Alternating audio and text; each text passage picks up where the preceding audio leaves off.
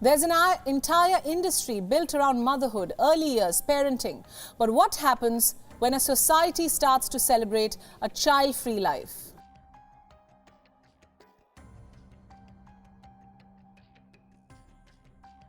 How many kids do you have? Are you planning to have kids? These are the most critical questions that millions of Americans should be asking. According to the Census Bureau's most likely scenario, the United States population is expected to peak at nearly 370 million in 2080, after which it will start declining. So in this video, we'll discuss why America has fewer kids and what it means for the country's future. But before moving on, consider subscribing to the channel and hitting the notification bell. That way, you will contribute to the production of new videos on the most important economic topics in America.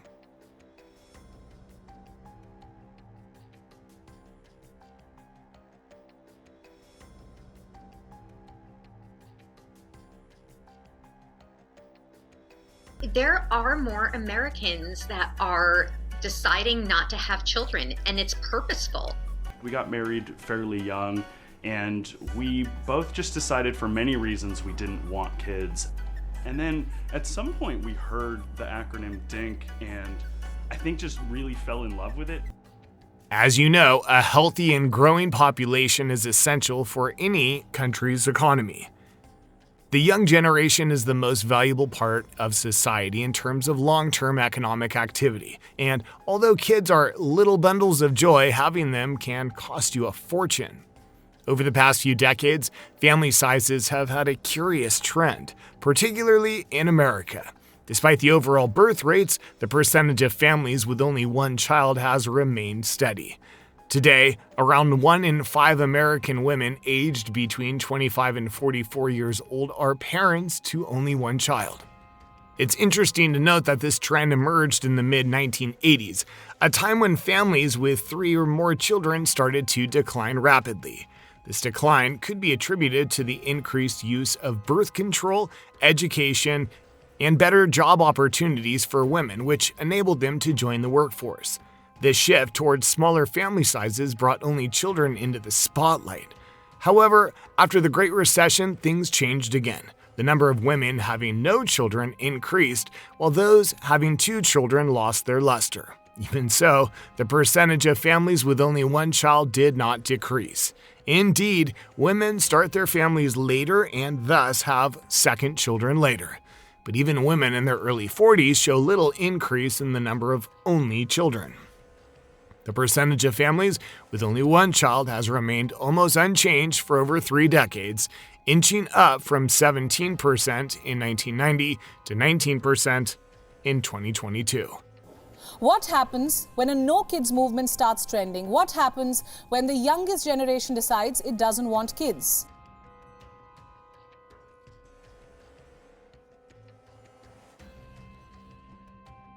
The main reason people don't have more children is that it's costly. A recent survey conducted by the Harris Poll for NerdWallet reveals some concerning statistics regarding American parents' decision to have more children. The survey, which included over 2,000 U.S. parents of children under 18, found that more than 20% of the respondents said they don't plan to have another child because of the high costs associated with raising a child. This percentage increased to 30% when only millennial respondents were considered.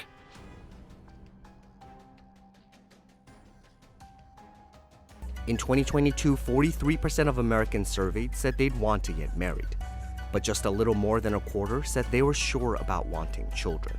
Moreover, the survey discovered that 56% of people under the age of 60 who don't have children also don't plan to have them. The findings from the survey are indicative of the financial burden associated with raising a child in the United States and how it is influencing the family planning decisions of parents. The high cost of healthcare, education, housing, and other expenses are putting significant pressure on families, making it increasingly difficult for them to expand their families. However, this is a paradox. According to a 2023 survey of Dinks, finance played a major role in their decision to not have children. More than a quarter of respondents said they simply aren't able to financially support a child at the moment.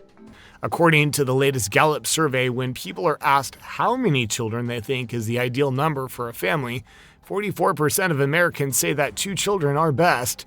In comparison, only 3% prefer having only 1 child.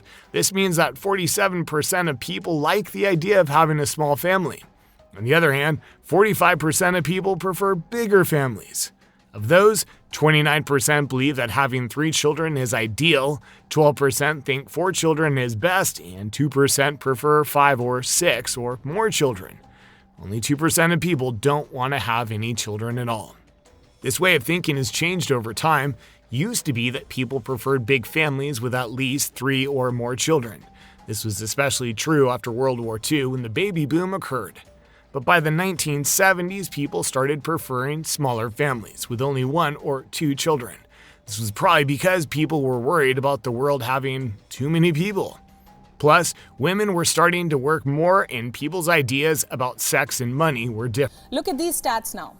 According to the Pew Research Center, a growing share of adults in America don't expect to ever have children. Since then, Americans have alternated between wanting small or large families. Their preference for smaller families went up after the 2008 financial crisis, but then went down again when the economy improved. Now, people are starting to prefer larger families again. In fact, the number of people who think 3 or more children are ideal has gone up by 4 percentage points since 2018, which is the highest it's been since 1971. So it's not that Americans don't want more kids, they're choosing not to have children because of financial burdens. So if you look at inflation within the child care market, it surpasses general overall inflation within the economy.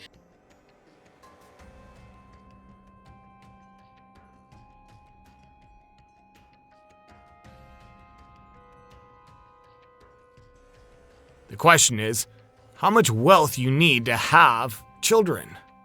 According to a recent analysis by Business Insider, the cost of caring for a small child in the year 2023 is estimated to be around $25,714.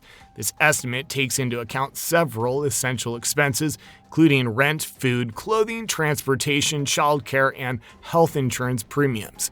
The figure is based on a LendingTree analysis of the average annual child rearing costs, using data from 2021 as a starting point. To account for inflation, Business Insider adjusted these costs to reflect the last 2 years of consumer price inflation, arriving at a figure representative of the projected cost for 2023. It's worth noting that inflation has decreased from a high of 8.9% in June 2022 to 3.1% as of November 2023. However, the estimate does not take into account the potential for further inflation in 2024. One of my very closest friends, she's been struggling with the reality that the take-home pay she makes is about equal to what childcare would be. That's a really hard position to be in. Compared to LendingTree's estimates for 2021, this year's estimated cost represents a 19% increase and a 42% increase from 2016. Additionally, the estimated factors in federal tax credits that parents receive for having dependents are as follows. In 2021, parents were estimated to save $3,600 annually on their taxes, an increase of $2,600 from 2016. This national average was determined based on the assumption that parents' tax returns were filed jointly with a total income of $85,000 American dollars, the national median income among families in 2021. The Child Tax Credit, CTC, passed as part of the American Rescue Plan, was more generous in 2021. However, the current $2,000 per child CTC for 2023 was factored in for this estimate. Finally, it's essential to note that if these costs are carried forward until a child reaches the age of 18, the total cost in today's dollars would be over $460,000. It is well documented that the younger you are when you start your savings and your retirement portfolio, the better off you are in the long run in terms of aggregate savings and your ability to accrue savings and wealth. According to a recent study by Bank of America, the average American couple with 2 children spends a significant portion of their combined earnings on childcare. In fact, the study revealed that such couples spend over 30% of their total income on childcare expenses. This, again, highlights the extent to which childcare has become a significant financial burden for many American families. The recently released report by the Five Borough Institute shows that families, even in cities with the highest income such as New York, struggle to cope with childcare's exorbitant costs. The report indicates that the average cost of a daycare facility in such cities is at least $20,000 per year, which is excessive by any standard.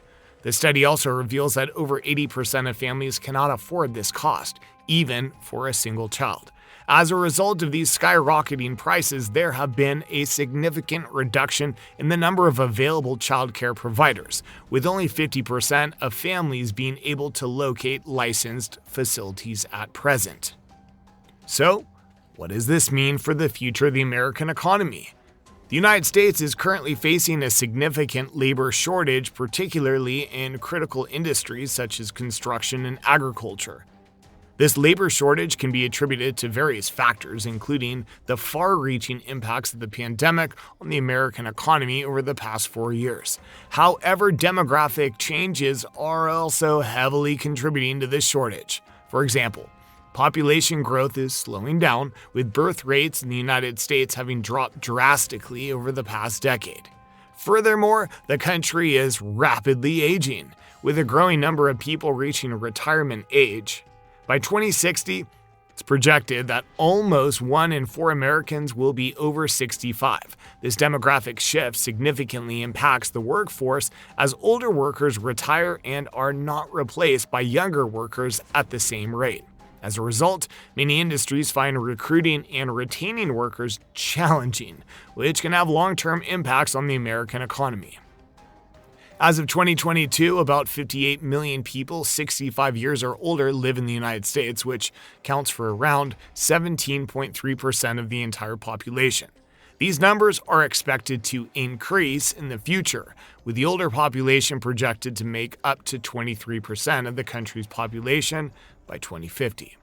This represents a 47% increase. As baby boomers retire, they'll be taking with them a lot of knowledge and experience from their respective industries. This could create a gap in the workforce, which could have a severe impact on the economy. Thus, it's inevitable that having fewer children leads to economic disaster. But only time will show whether America will overcome this problem in the future. The rate of Americans giving birth slightly dropped last year as the nation continues to see fewer babies born than it did before the pandemic. According to the CDC, there were over 3.6 million children born in 2022. That's 3,000 fewer than the year before and 15% below the peak.